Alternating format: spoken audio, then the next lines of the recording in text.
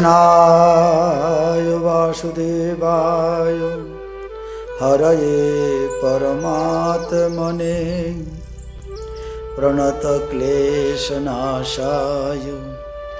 गोविन्दाय नमो नमः।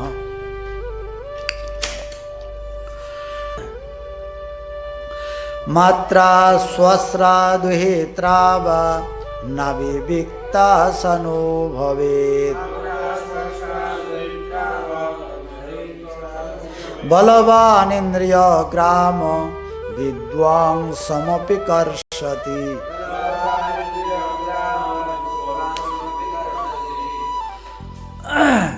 ये प्रकरण आ रहा है त्यागी और गृहस्थी के लिए।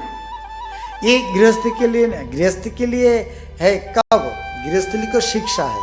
ये देखो तुम लोग तो भोग को ही सब कुछ मानते हो, लेकिन भोग में तृप्ति नहीं है। कितना भी भोग करो तृप्ति नहीं होगा। और भोगे रोगो भयम, रोगी होगा और कुछ नहीं है।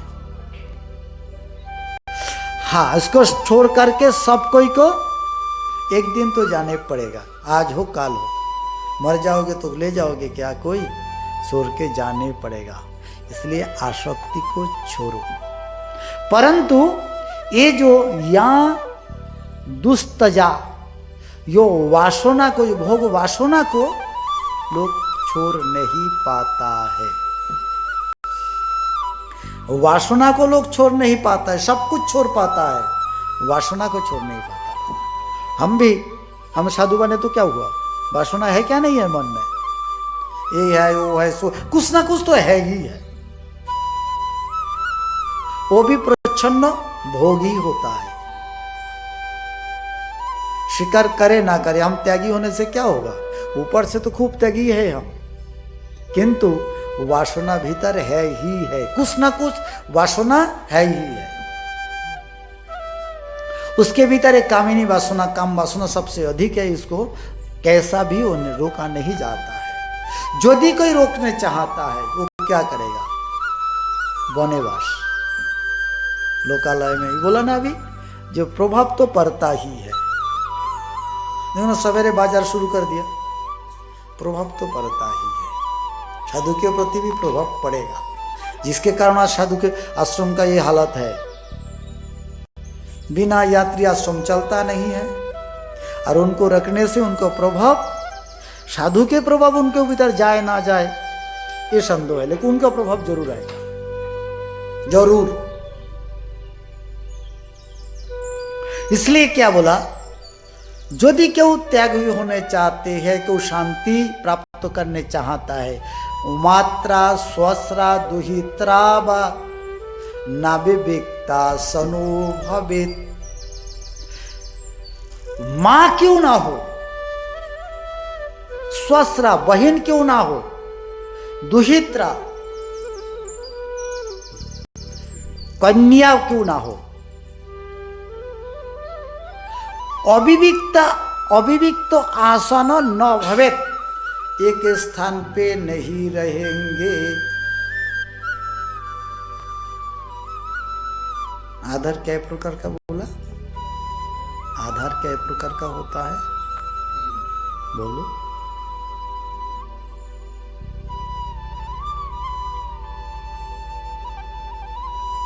औपश्लेषिका,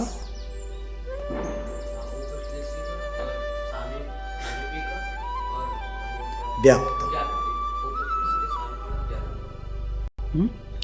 औपश्लेषिका, सामीपिका, व्याप्ति।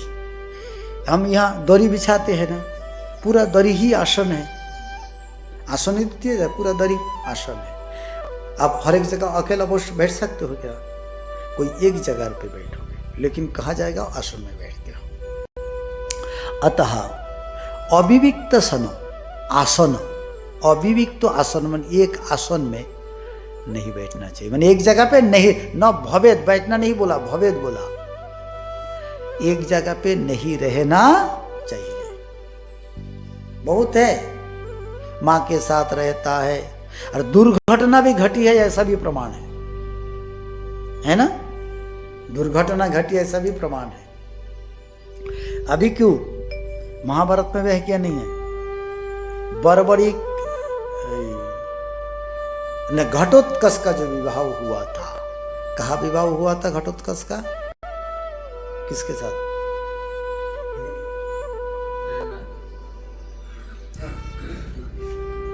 उसका नाम है, असल नाम है कामोकटंकटा,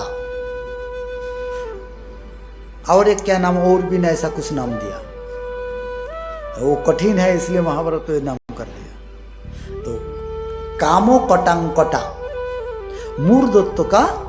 मूर्धत्व की बेटी है वो देवी आराधिका थी। देवी उनके ऊपर संतुष्ट होकर के खड़गो दिया था। वो खड़गो हाथ में रहते हुए कोई उसको परास्त नहीं कर सकता, इसी प्रकार था। और उसी के बल पर कृष्ण के साथ हार गए, वो तो बात अलग है। इसी के बल पर उन्होंने एक प्रतिज्ञा किए थे, जे प्रतिज्ञा किया था विवाह के लिए, विवाह के पन, जो मेरे को अस्त्र युद्ध में हरा सकेगा एवं बाघ युद्ध में हरा सकेगा, माने प्रश्न ऐसा करेगा जिससे हमारा मुंह बंद हो जाए, उत्तर ना दे पाओ, तो फिर मैं उनको ही विवाह करूंगा। देश विदेश से बहुत जा रहे थे, बहुत, एक आध दो नहीं है, बहुत, सब कोई को बांध बांध करके कारागार में डाल दिया, क्योंकि उनके हाथ में जो खड़ग है, खड़गो लेने से कोई उनको मार नहीं सके, देवी का वर है, तो कौन उनको परास्त कर सकेगा? कोई नहीं परास्त कर सका। और बाघ युद्ध से भी नहीं। वहां पे कृष्ण भेजा घटोत्कच को, पहले समझा दिया उसको, घटोत्कच को, जो देखो उसके हाथ पे जो अस्त्र है, अस्त्र वो हाथ में उठा ना पाए, ले ना पाए, इसके पहले ही उनको तुम आक्रमण करोगे। अस्त्र उठा लिए तो नहीं कर पाओगे कुछ भी, सिखा दिया। दूसरी बात जो है, एक कहानी उनको सिखा दिया, बोले यही कहानी, यही प्रश्न करोगे। बोले क्या प्रश्न है? प्रश्न बोला, हाँ, और उन्होंने प्रश्न कहने का कहा, तो उन्होंने प्रश्न का बोला, एक प्रश्न, एक कहानी तुम्हें बता रहा हूं मैं, आप इसको जवाब ठीक ठीक से देना। क्या जवाब है? कोई एक व्यक्ति, ग्रामीण व्यक्ति, कोई एक व्यक्ति था, उन्होंने शादी की, संसार बसाया, एक बेटी हुई उनकी। बेटी होने के बाद तुरंत ही पत्नी मर जाती है। अब बेटी अकेली है और घर में कोई नहीं है, वो ही स्वयं बेटी को लालन पालन आदि सब किए हैं। लालन पालन के करते करते बेटी अब बड़ी हो गई है, युवती बन गई है। अब जो है उनको रूप यौवन देख करके यही उनके प्रति मोहित हो गया है। मोहित हो जाने के बाद वो कामुक तो था ही था, दूसरी जगह विवाह नहीं कराया, अपने पास वो तो जानती है नहीं, अपने पास ही रख लिया। उनके गर्भ से फिर एक बेटी हुई इसी का। अब उनको प्रश्न किया, ये तुम मुझे उत्तर दो, ये वो जो बेटी है, बेटी का ये क्या लगता है? क्या लगेगा? नाना लगेगा या पिता लगेगा? क्या लगता है बताओ, इसका संपर्क क्या है? जवाब नहीं दे ही पाया। क्या संपर्क होगा? पूरा तो पूरा खून का ही संबंध है, इधर से करो उधर से करो। अब क्या नाना है या पिता है? क्या संपर्क होगा? मतलब ये पहले से है, इसलिए शास्त्र में कहा जो नाभि विक्त सनोवय, मैंने एक ही स्थान पे एक घर में केवल दो जन, वो कन्या हो, बहन हो या माता क्यों ना हो, नहीं रहना चाहिए, क्योंकि इंद्रियो ग्रामो बलवान, इंद्रियो इतना बलवान है, इतना बलवान है इंद्रियो जो कि विद्वांसम अपि कर्षति।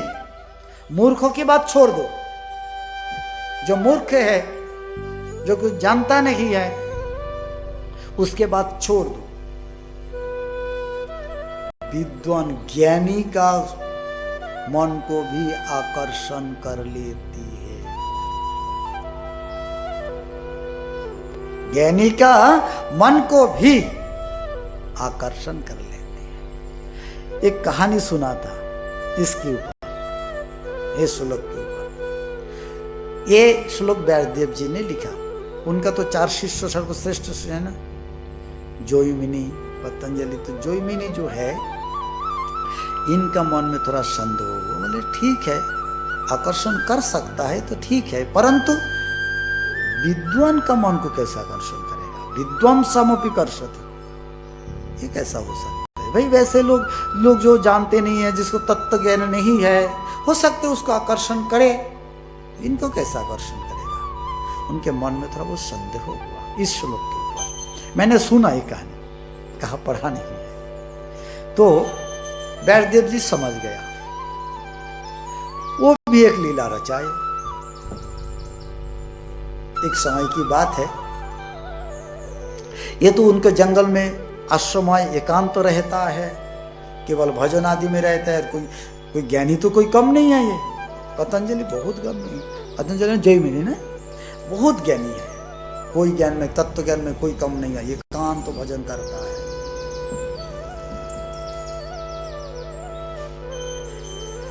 ठीक संध्या के पूर्व के समय बादल हुआ, वर्षा भी हुई। तो उसी समय एक महिला भागी आई, वर्षा हो रही है, भीग रही है, तो भागी आई।